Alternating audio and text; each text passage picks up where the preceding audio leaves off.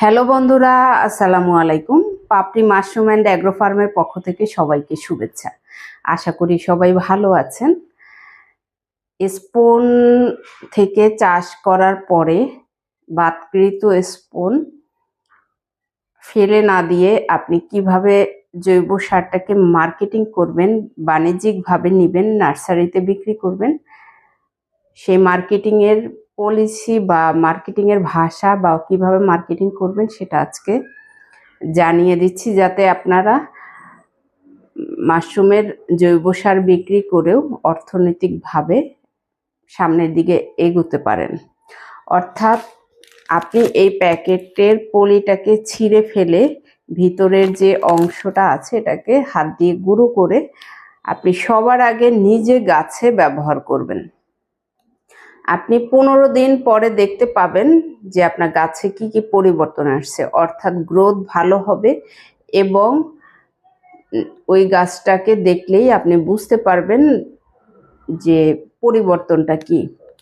এবং আপনি যখন ফলনের দিক থেকে কম্পেয়ার করবেন তখন দেখবেন যে এই সারটা ব্যবহার করার পরে আপনার ফলনের দিক থেকে কতটা পরিবর্তন এসেছে।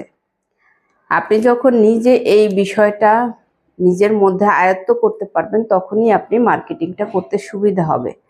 নার্সারিতে প্রথমে এই সারটাকে একেবারেই চিনবে না, এটা স্বাভাবিক, কারণ এটা তো চাইলেই পাওয়া যায় না, বা অনেক চাষিরা জানেন না, বা অনেকে জানেন কিন্তু বুঝতে পারেন না যে এটা থেকেও কতটা অর্থনৈতিকভাবে আগানো যায়।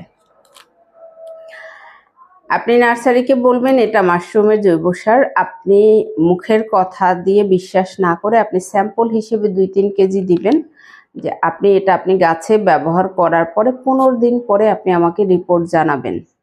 ঠিক 15 থেকে 20 দিন পরে যখন আপনি রিপোর্ট জানতে চাইবেন তখন নার্সারি অবশ্যই আপনাকে রিপোর্ট দিবে এবং সে উৎসাহিত হবে।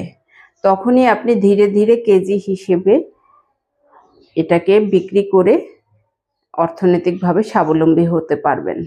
কারণ আপনি যদি নিজে না জানেন আপনি আপনার ক্রেতাকে সেভাবে বুঝিয়ে বলতে পারবেন না, বা ক্রেতা আপনার কথায় আশ্বস্ত হবে না। যার কারণে যেহেতু এই মাশরুমের জৈব সারটা সবাই চিনে না, বাজারে অ্যাভেলেবেল না, কিছু সংখ্যক নার্সারিতে পাওয়া যাবে কিন্তু সব জায়গায় অ্যাভেলেবেল না। সব জায়গায় অ্যাভেলেবেল করতে হলে আপনাকে মার্কেটিং করতে হবে এবং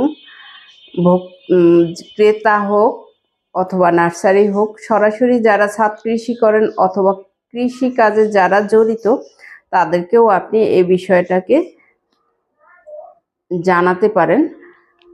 তবে আপনি নার্সারিতে দিলে আপনি পার্মানেন্ট একটা ক্রেতা পেয়ে যাবেন আশা করি, কারণ আমিও নিজেও এভাবেই আমার মার্কেট ডেভেলপ করেছি। ভালো থাকুন, সুস্থ থাকুন এবং নিজ ঘরে ঘরে মাশরুম চাষ করে নিজের পুষ্টির চাহিদা মিটিয়ে তুলুন এবং ফেলে দেওয়া অংশটা থেকেও আপনি অর্থনৈতিকভাবে স্বাবলম্বী হন। ভালো থাকুন, আল্লাহ হাফেজ।